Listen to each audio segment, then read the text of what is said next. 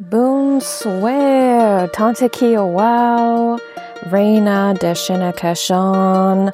I want to start out by saying I am not here to lecture you. I am sharing stories and asking questions.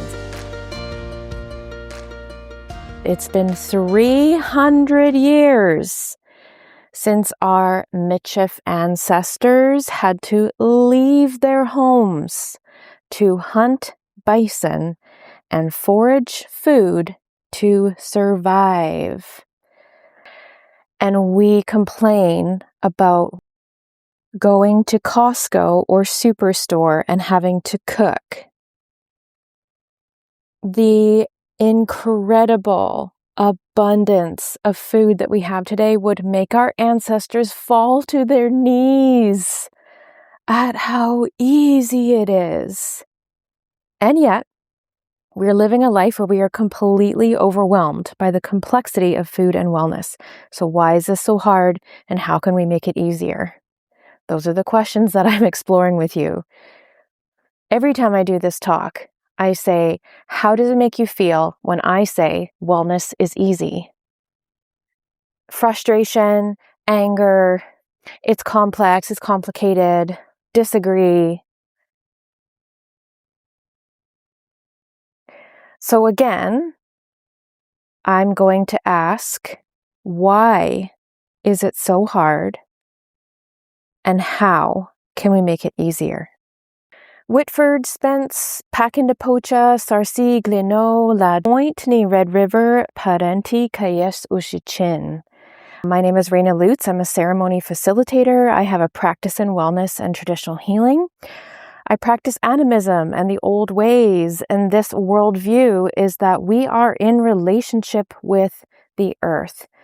All traditional cultures, all colors in the medicine wheel, have this in their ancestry, this deep relationship with the land. And the earth has a potency, it has a language that most people are not listening to. Same with our bodies. A lot of us are not listening to our bodies. We're not able to. We don't understand the language. And so I have the distinct honor and pleasure of being a translator to share that language to messages from spirit for you. I can listen to messages from your body for you. And I am honored to be that translator, to share that language so that our people can learn how to let go and to heal and to move forward in their lives in a good way. People do not always believe that Métis were ceremony people.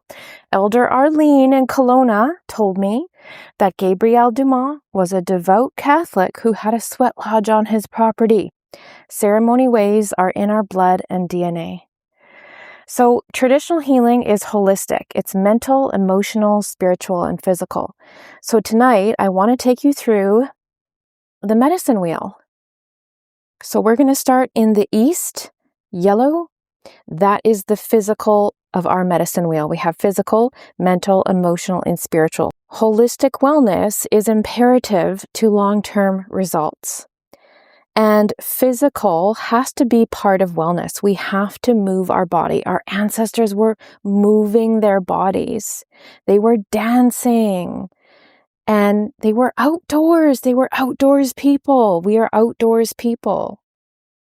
How many times in your life have you heard you need to fill your own cup? Probably lots, right? So the issue with this quote, and just blanket saying that quote to someone, is people can't fill their own cup until they heal the trauma or belief or event that taught us that our cup needs to be empty in order for us to be productive enough to earn filling our own cup. I could say this all day to someone. You have to fill your own cup. You have to fill your own cup. You have to fill your own cup. If they have trauma and baggage weighing their spirit down, it's going to appear physically. It's going to appear in the inability to want to be outside, the inability to want to exercise, the inability to want to take care of this vessel that Creator has gifted us. It doesn't mean they're a bad person. It doesn't mean they're lazy. It means they have trauma weighing them down.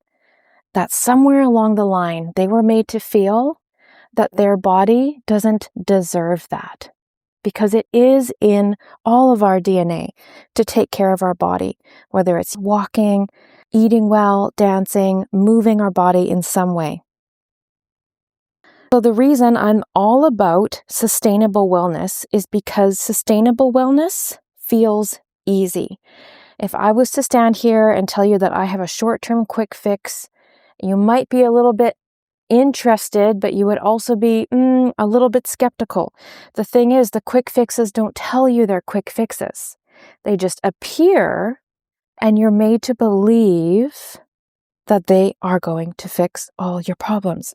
But sustainable wellness means that we put together these very basic pieces of the puzzle, and we just keep practicing them. And that's how we find wellness. It's not another thing. It's not a new thing. It's not a thing we have to buy, right? We don't have to buy the yellow east physical part of the medicine wheel. All we have to do is move our body. That's one piece. So we're going to move into the mental. So we're moving from the physical into the mental. The mental is south. As we're talking about the mental, I want to tell you a little story. Early in my wellness practice, I had so much food and health knowledge. I had so much knowledge, but I had no wisdom of myself. I was practicing emotional eating. I was anxious. I was depressed. I was yo-yoing between the two. I had doubt. I had constant discomfort in my body. I was riddled with trauma, and I didn't even know it. It cost me so much to stay here. It cost me my peace, my calm, my presence, and a happy life. Sometimes I would eat takeout and be thinking about the ice cream in the freezer I was going to have after my takeout, while my nutrition book sat on the coffee table watching me. I had this belief that only special people or somehow better people could do it. And I couldn't figure out why. I could have studied nutrition, studied wellness, taken all these courses, changed my diet, got healthier, and yet I still have these problems. I still have this unhealed relationship with food. So there was a turning point. Something was missing and incomplete. My life was so fragmented. But one day I remembered the course in my nutrition school, Body, Mind, Spirit. Oh, I was missing a vital part of wellness. I was missing the spiritual, the emotional, the mental. I was missing all the other pieces of the wellness wheel. I only had the physical. I only had eating good and exercise. I remembered that food wasn't just food. It's complex. It's a layered relationship. There's childhood memories, ancestral connections, there's stories, there's trauma, there's smells, and there's textures. There's a relationship between us and farmers, us and food culture, us and our family food culture, us and marketing, us and the food producers. All these layered relationships in with all these other pieces. So I had to make a really brave move. I had to get really serious about my healing, and I went on my own deep healing journey. I combined many trainings to learn the deeper aspects of psychology, energy, and trauma of why. Why are we making these food decisions, and why do we make it so complex when it should just be so easy? And I wasn't scared anymore because I was facing it. So here's the beautiful thing. When you start a healing journey and you actually look at that thing that you were so scared of looking at, it actually takes its power away. Then you're able to bring more power to yourself because you're showing up. You're showing up to practice. You're showing up for yourself. Now, in this mental category, in our medicine wheel of wellness, part of why wellness is so hard for us is because there's stress, there's overwhelm, there's burnout, there's distractions, there's addictions. We have booze and food and gambling and cannabis, social media, constant social media. And we have so many cultural influences other than community and elders.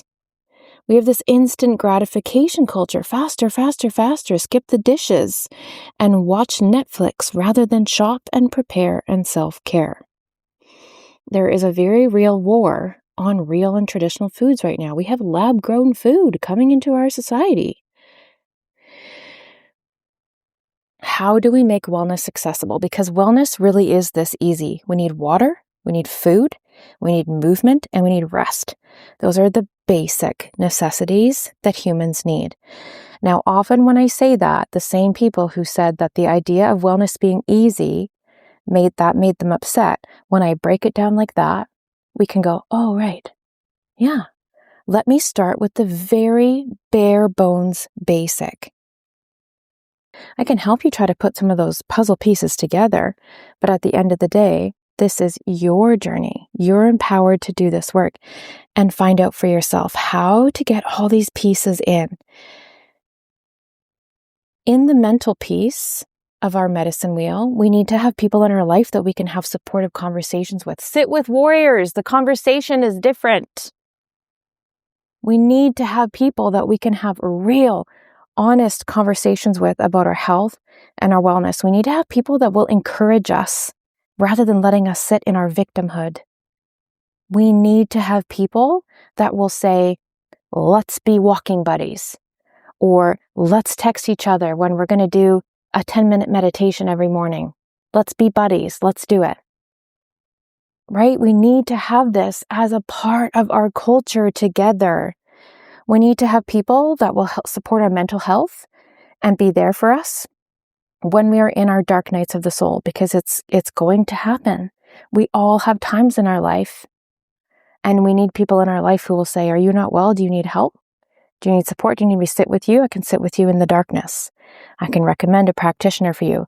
I can recommend a therapist for you. Let's talk. We need someone in our life who can know us well enough to know when we're off. And we need journaling, we need meditation, we need painting or beading or smudging, any traditional practice that connects us in. Now, I love this conversation about meditation being in our medicine wheel, because people will say, well, meditation's not traditional. Meditation is just a word for focused concentration. And you're going to tell me that our ancestors didn't practice focused concentration while they were riding horses with guns to shoot bison? Absolutely they did. Absolutely they did.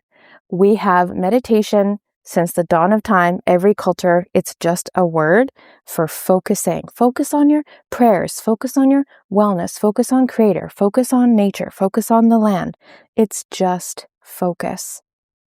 If you don't have a focus practice, your mind is going to be all over the place. So this practice is not about turning off your mind. It's about gathering the pieces in, letting the mind wander and bringing it back in. Letting the mind wander, bringing it back in. If you start doing that every day, it will change your life.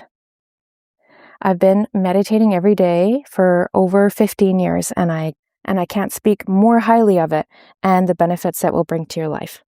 Okay, now we're moving into the emotional. Emotional is our west side of the wellness 4 directions.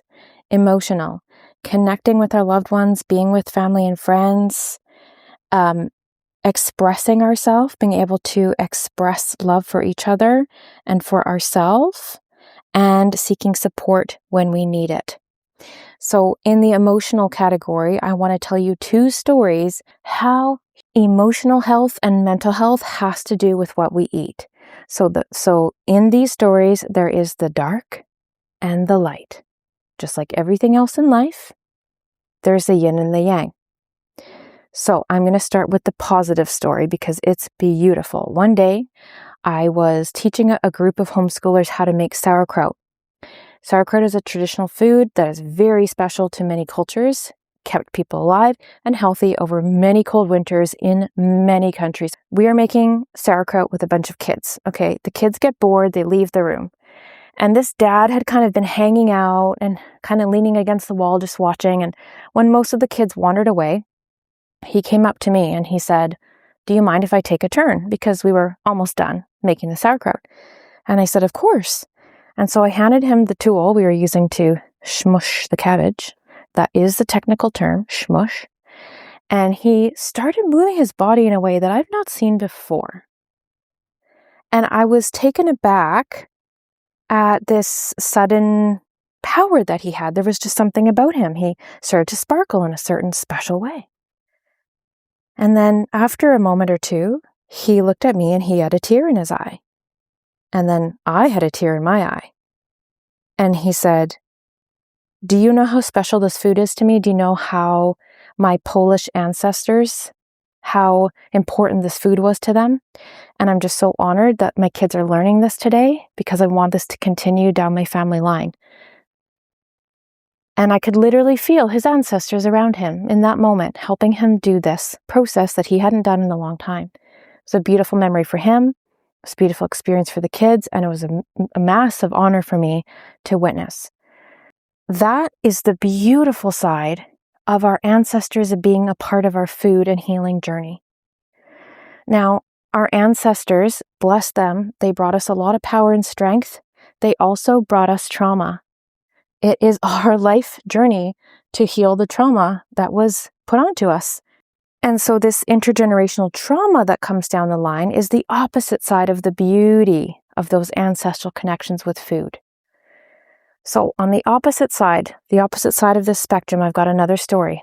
I had a client and he ate his food, shoulders hunched over, elbows over the plate, head close to the plate as possible, and literally shoving food into his mouth. And now when he came to me, he had digestive issues, and I said, I feel like we found the root of your problem here. As we got talking, I learned more about his family and growing up and how many siblings he had and how if he didn't eat that way, he didn't eat. Okay, when you have brothers trying to steal food off your plate, literally, you're going to learn to adapt. His parents also ate that way, very rushed and curled over and guarded, because they also came from families with 9 to 13 siblings. This generational trauma came down the line. And of course, people are suffering, but they don't understand why. And so him and I got talking and got him understanding that when we eat in this rushed, stressed, frenetic manner, that our body goes into fight or flight mode. When our body's in fight or flight, we literally cannot digest food. We cannot be in 2 nervous systems at once. We have rest and digest. We have fight or flight. When we're in fight or flight, we cannot rest and digest. The understanding was if we can retrain your nervous system that eating time is safe, there's no need to guard, there's no need to rush. You can just smile and take a breath and chew your food. And you'll digest more nutrients from your food because you're actually chewing it this time. Now, of course, it took time. It took a lot of time to retrain this. This was something that this person had been eating this way for 50 plus years. These things catch up to us. We have to be able to learn to slow down and take care of ourselves. The emotional aspect of wellness is fundamental. If we aren't honest with ourselves and our emotions, we're going to swallow them down and we're going to be unable to digest life. It's a beautiful metaphor. The spiritual, now we're into the spiritual, the north, the white part of our medicine wheel. What practices do you have? What practices did your ancestors have that you can adopt? Smudging, drumming, singing, dancing, playing music, doing arts, attending ceremonies, letting go, going to sweat, being on the land. What does being spiritual mean for you? And then find a way that you can start practicing kaki Samoan, which is where you are not setting aside time, but your life becomes a prayer. How can you start living in a spiritual way where you just are? And it's not a thing set aside as a part of your life. I want to do a recap of all the other pieces of our wheel because we have the mindfulness of the emotional mental. We have the mindfulness tool kind of as the foundation under our medicine wheel. If we imagine our medicine wheel is 3D, okay? I'm holding it. It's a ball. It's right here in my hands. And underneath the ball, I have one foundation. It's mindfulness. Okay, that's the emotional, mental piece, the spiritual piece. We're slowing down, we're paying attention, we're listening to our body, we're learning to translate the language of our own body. How can we go and take care of ourselves? Make this enjoyable, not draining. This is a flow. This is a give and take with the energy, with great spirit. If we have blocks in their flow, if something's in the way, we can just ask Creator to release it for us. Here's some tools that I want you to walk away with today. What cultural influences are affecting your wellness? Your family, your friends, TikTok? Where does your wellness come from? When you think about wellness in your life, where do you get your information? Can you put a bubble to protect yourself? Bubble and protect yourself so that you're not constantly taking in the influence and opinions of others. What does your body want? Let your body be in charge. When your body's in charge, when your body's in the driver's seat, everything gets easy. Because all the other stuff is just noise. And your internal guidance becomes number one. How can you prioritize your rest, your breaks, your soul nourishment? Taking more breaths, finding time for gratitude, chewing your food. Now, there are more pieces in this talk that I normally share when I'm sharing about healing your relationship with food. There is an introductory presentation that I do, which this was a taster of today that you just got to experience. And then I also do a group ceremony, and we do a letting go ceremony where we figure out what parts of our wellness practice are not working anymore that we need to release. And that might be influences from things or culture that are not healthy. That might be too much social media. That might be intergenerational trauma. It might be that one thing that your great aunt said to you when you were 6 years old that you haven't been able to let go of, and it influences your entire experience with food. So when we bring ceremony into this and we allow our spirit to let go of this baggage it's been carrying, we also allow our physical body to then change and morph and have more space for real wellness. I also do fun practices to have people engaged in the conversation. I want to know what people's favorite foods are. I want to get people talking. I want to get people to engage and experience this wellness conversation in a very real way.